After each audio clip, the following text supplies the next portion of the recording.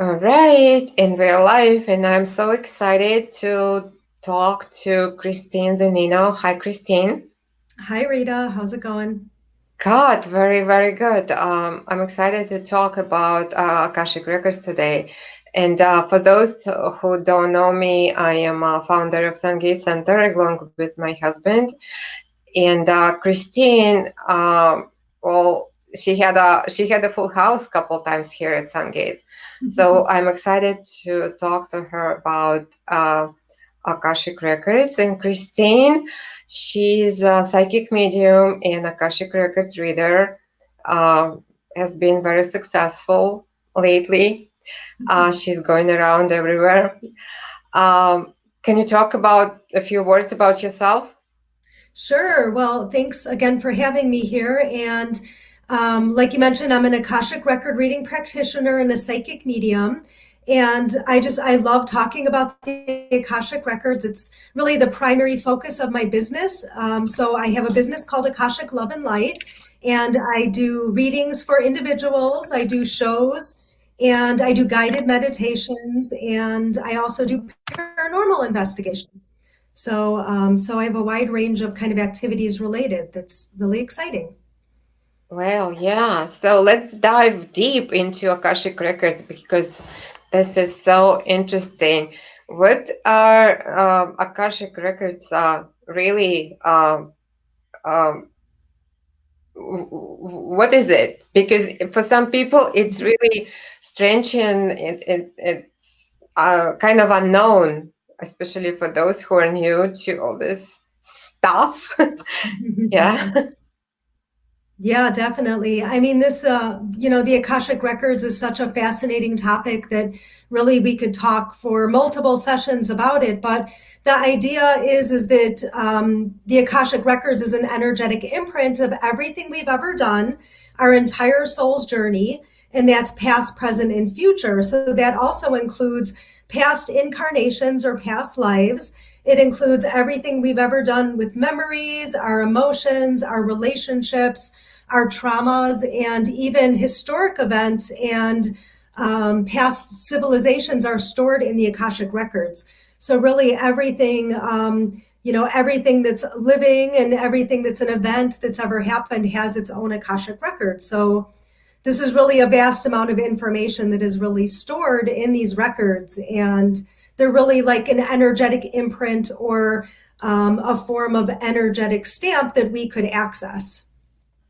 And it's really the reason why we say it's a record of our soul's journey is because our spiritual body is really this temporary experience that we're going through now is just one out of many. And our soul continues after we pass.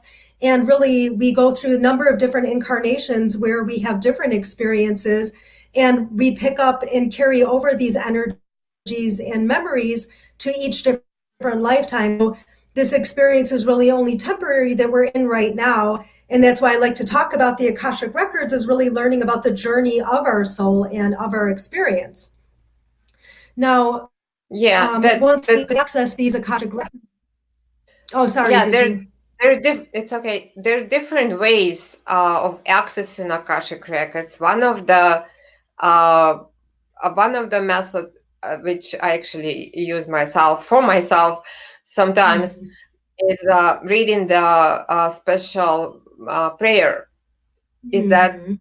how you access Akashic records, or you use a different way? So I use the prayer method, and that's a way that we could access the records. And then there's also guided meditations as well. So I actually like to use both methods because they have different energies and have different ways that we could pick up information. But for when I do readings for people, I do use the sacred prayer method, and that helps kind of set that energetic stamp or energetic imprint, like we have a target by doing that. And so I like doing both ways actually, but to do readings, really the prayer method is the best way. Yeah, well, actually, we have a comment from Champagne. And she's saying, I'm dealing with a lot of past life karma right now. So, can you actually access past life um, in Akashic Records? Yes, definitely. And we're going to get a little bit more into that, specifically about our past lives and what that entails. But yes, in the Akashic Record, that is a big component of it is accessing our past lives and our past incarnations. And really, there's such a vast amount of information that's stored in the records that it's really helpful for us to have a way to target that information through a reading or through a guided meditation. And so, again, like we mentioned, that to access this information, you really need one of a number of different methods. So, like to talk about past lives a little bit. So, for example, accessing the Akashic Record through a meditation to get a past life, the participant might only get bits and pieces of information through that meditation. So they might get fragments of past life memories or fragments of information. And so going through meditation, that could either be through a guided meditation that you could access your past lives or information, or it could even be spontaneous that you're deep in a meditative state and are able to access that information that way. And it just kind of comes up spontaneously. Now, with the sacred prayer method or getting a reading, this is where the reader or the person who's doing it is really going to be able to target that specific information, like a past life, where they could actually tell a story and relate it to something in this person's current lifetime. And so, that's, but just kind of going through a meditation, you might just feel the energy or get these fragments. And so it really helps to have a reader go through to help you understand what kind of information you're getting of your past lives. And then another way that we could access the Akashic Records is also through our spirit guides. And so if anybody is familiar with that concept of our spirit guides or our angels, but it's really when we're in the Akashic Records, the other way that we get information is through these higher vibrational beings that have access to our records and who could sort out this information and present it in a way that makes sense to us. And so when I'm doing a reading, for example, I might communicate with another person's spirit guide or my spirit guide or angelic beings to help explain the information to us. Because as you can imagine, the Akashic Records hold such a vast amount of information that it's really hard for our conscious mind to be able to wrap itself around this kind of spiritual idea of what the Akashic Records are. So it really helps to kind of have a visualization. So I just want to talk about that for a minute, is that usually when we talk about the Akashic Records, we think of it as actually like a hall of records or like a temple or something, because it'd be really hard for our conscious awareness to be able to get the information from an energetic imprint or from this kind of living entity. And so it really helps for us to, when I do guided meditations, for example, it helps to kind of walk through people to these kind of signposts and finally to a temple or some type of a structure where they could access that Akashic Record. And so it helps our mind to have these kind of symbols or analogies so that we could understand what the Akashic Records are. Well, interesting. I'm sure you're familiar and know about past life regressions. Mm-hmm. So I feel like accessing our past life through Akashic Records is happening like faster. It might be not be that deep into our past lives, but as you said, we got fragments which we can connect together and kind of get good information from it. Yeah, definitely. So yeah, there is a comment again from Champagne. Yes, I feel that I took an oath in a past life where I cannot connect to my past lives. Have you ever seen this before, that people cannot connect to their past lives? Yes. So, a couple of things about getting information from the Akashic Records. So, number one, it's actually really hard for people to get information from the Akashic Records. Like I said, you might actually get fragments of information, and that's why it's helpful to go through somebody who has been trained or go through some type of a training program because you might, even people who do readings get readings from other people because we might only get fragments ourselves of information. So it's actually really hard to get a full picture of your own past life outside of a reading, or unless you are actually a past life regressionist or a reader. Um, and so really, it's to talk. Let's talk a little bit about past lives and what they really are, because Right. I think this might be helpful too. So, a key component of really understanding your soul's journey and the challenges we encounter in this lifetime really do have to do with our past lives and past incarnations. And so past lives are not, they're not specific to any one religion or any one culture, but really across many different cultures and religions, we hear a lot about documented cases of children remembering past lives and past life memories and even specific information about those details until usually about a certain age that kind of dissipates. So it really is something that's not only fascinating, but also quite a bit of religions and cultures across times and space that they believe in the idea of past lives and have documented cases. And then going in line with the Akashic Records, really what carries over is our talents could carry over and our gifts and abilities, our memories, our religious beliefs, our cultures that, we may have an affinity to a specific culture or country that we've never even been to before.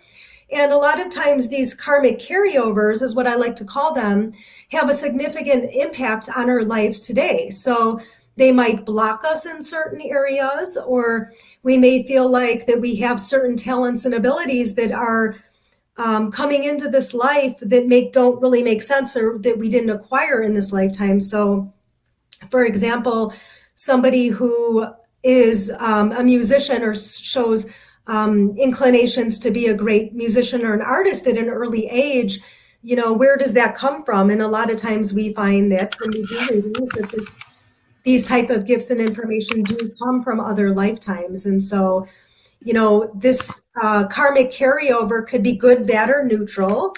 And some people gravitate towards those areas that don't always make sense. And so that kind of gives us a clue into what could be a karmic memory or what we're really acting out of. And so I think it is a key component of really understanding our past lives to help us understand this incarnation. Yeah, interesting about Edgar Cayce. I've heard a lot about his gift. He is seeing things during his sleep. He had dreams where, and when he woke up, he would tell people very important things in their lives, and he was healing through this, right? Mhm. Mm-hmm.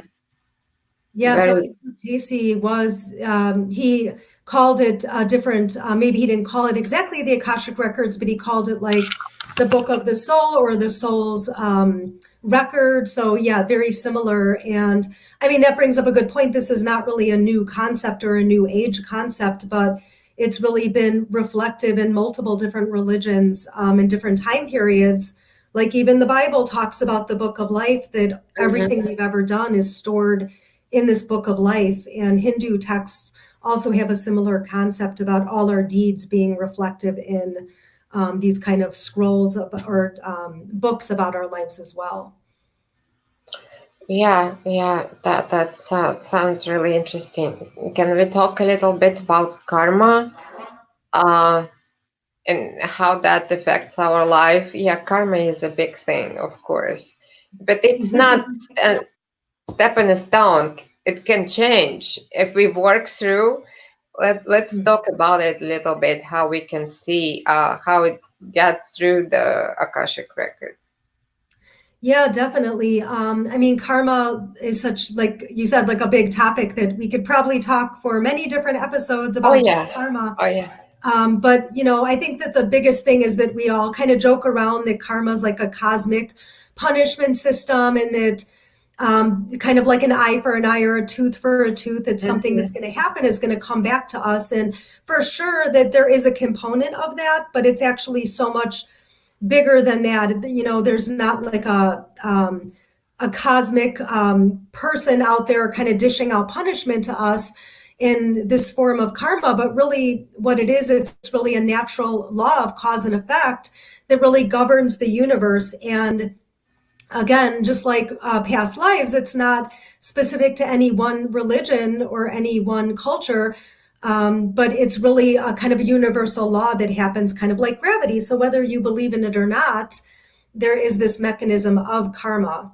And so karma in Sanskrit actually means action. And so basically, this very simplistic explanation of it being like a mechanism or action is really the way I like to explain it to people. Where if you think of it like a boulder that's rolling down a mountain or a hill, it might start off kind of small, but as it keeps rolling, it picks up speed and it's headed towards a specific goal or an endpoint. And as it's rolling downhill, it's picking up maybe things in its path and accumulating things, and it's going to head in that direction and pick up momentum unless something diverts it.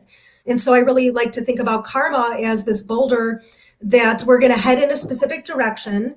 But when we become aware of that kind of direction that we're heading in, we could always change that path, or maybe external factors are going to change that path.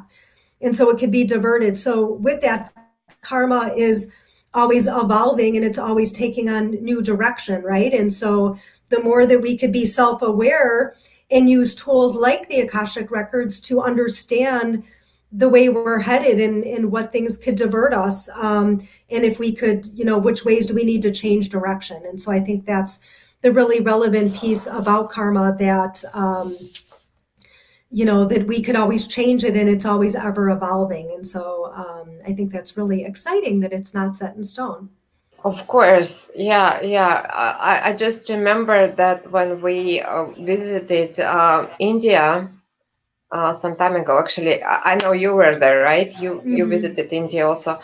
Uh, Actually, it was a few times, but one time we were with some very interesting teacher, and there are so many people who are really on a lower level of their life, the purity and uh, um, handicapped, and people without legs, and those who are really, really on a very low level of existence. And he would say it's their karma that some wouldn't have a leg or even two legs, and we kind of think that it's so hard to watch those people. But if you think on a different level, that their karma and they live through this, and they some kind of choose it, not knowingly or unknowingly, they choose this life, and they work through, and maybe in the next life they'll be much better. Mm-hmm. So why would someone choose um, difficult life or difficult circumstances in life? So, yes. So basically, what happens is that prior to incarnation, we agree to certain qualifications about our life or certain lessons that we're really going to learn. And this brings us to that idea of soul contracts. And soul contracts are agreements we make to be involved in a certain situation, and that we really, what we're here on this earth for is to learn specific lessons and to evolve and grow. And that's really the idea of what, or the purpose of this life, is to resolve conflicts between each other and learn and evolve. And it's not just ourselves, but we're really evolving on an individual level, and our soul groups we're evolving in a group, and we're also evolving with humanity. And so there's different levels, like you mentioned. But with those ideas of soul contracts, these soul contracts could have energetic agreements, and so they're kind of bound by certain parameters. So yes, so we might choose to come to this incarnation with these parameters, and so the first thing is that we choose a number of factors before we come into this world. And so one of the things that we choose is just kind of a minor thing, but it's actually quite important, is our name.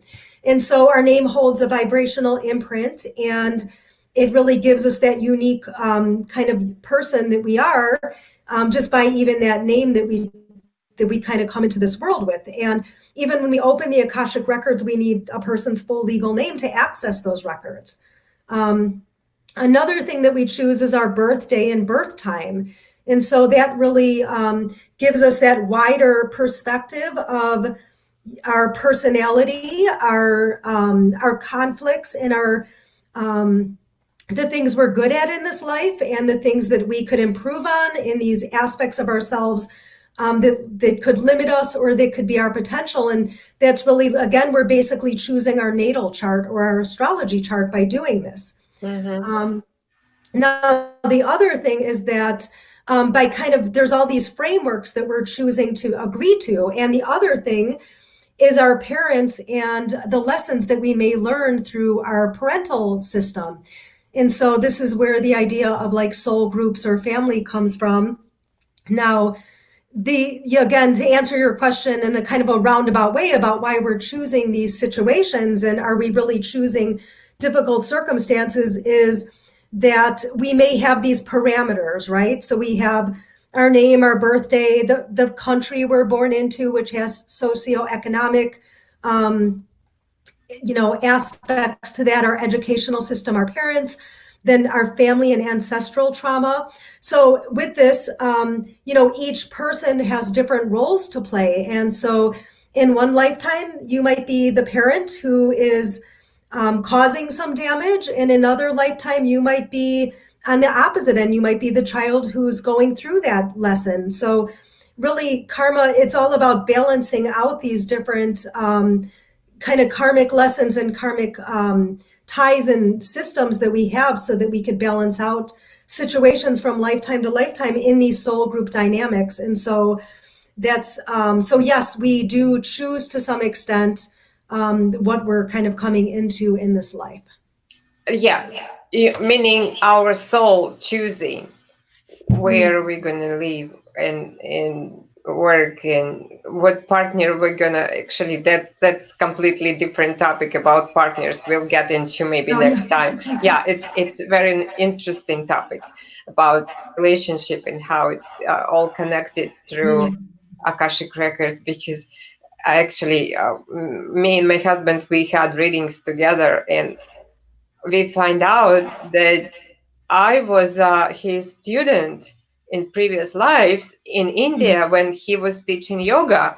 And he would put me in front of everybody, and kind of on my example, he would kind of punish me. Well, not in the in the word, yeah, in a way to show me as an example how so other people will learn from my mistakes. So yeah, and I kind of feel it in this life. It just so interesting. So by saying all this, is really everything predetermined in our life the way it's written in Akashic Records, so we cannot change anything? So this is a really common misconception that I do want to talk about, because some people think that their agreements or their contracts are set in stone and we can't get out of them. And so, like I mentioned, that there's all these different layers of frameworks that we're kind of built into, but we can actually choose to break contracts. There's always clauses in the contracts.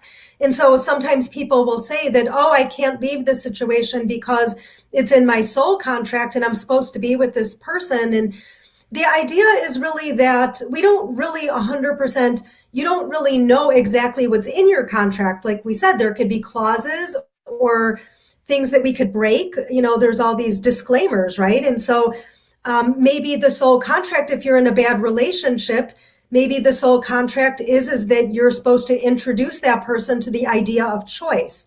And so we could always break the contracts and we could change them. Now, that doesn't mean they're easy to do, but we could always work on these areas and adjust those.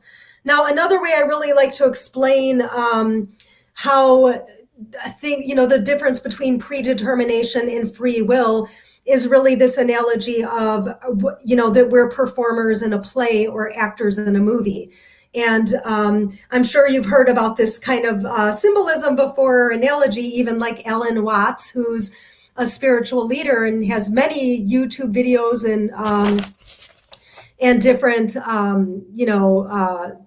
recordings that we can listen to, talks about this idea that we're in a movie or some type of a play.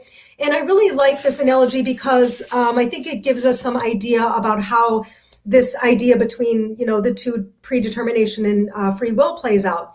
So if you are in a scripted play where that you're given a script and you're an actor and everybody has very defined roles, and there's a beginning, middle, and end, and nobody could go off that script.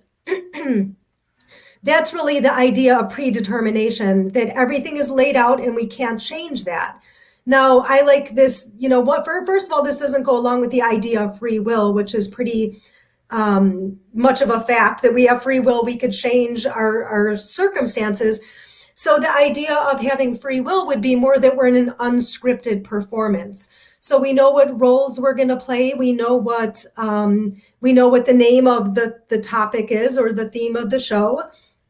And we're really more like improv actors. And with that, we could play the role to whatever level that we want. We could play it safe, or we could go for it and really choose to be an extreme of that character.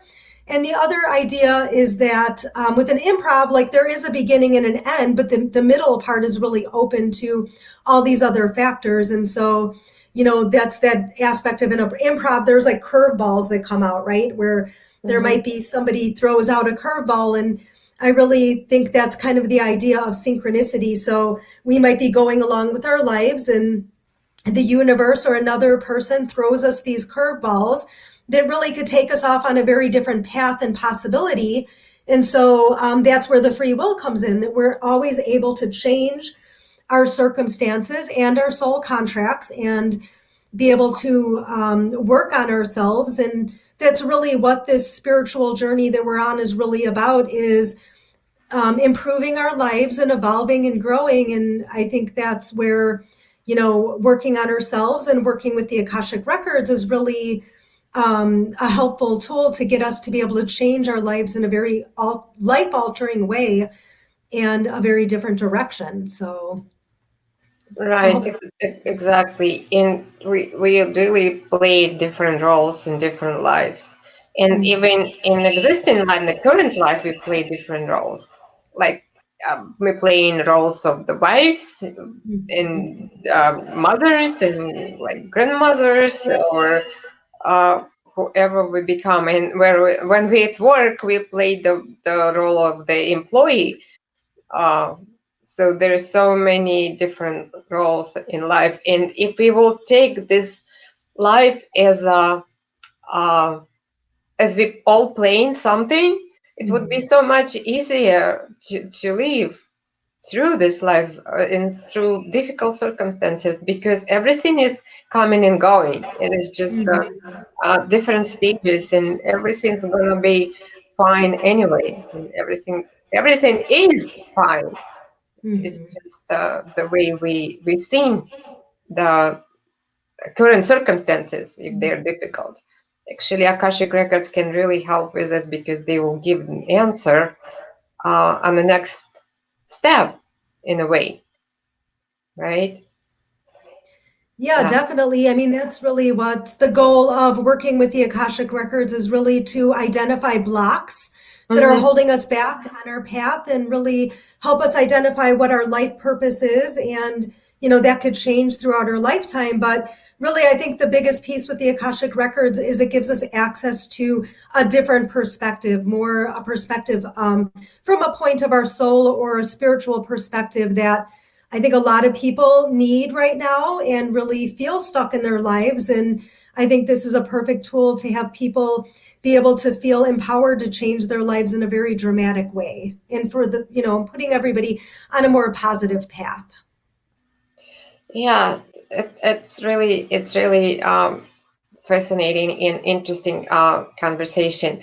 Um, for those who are here around Chicago area or northwest suburbs, we have our next event with Christine on February 23rd, I believe, which is manifesting.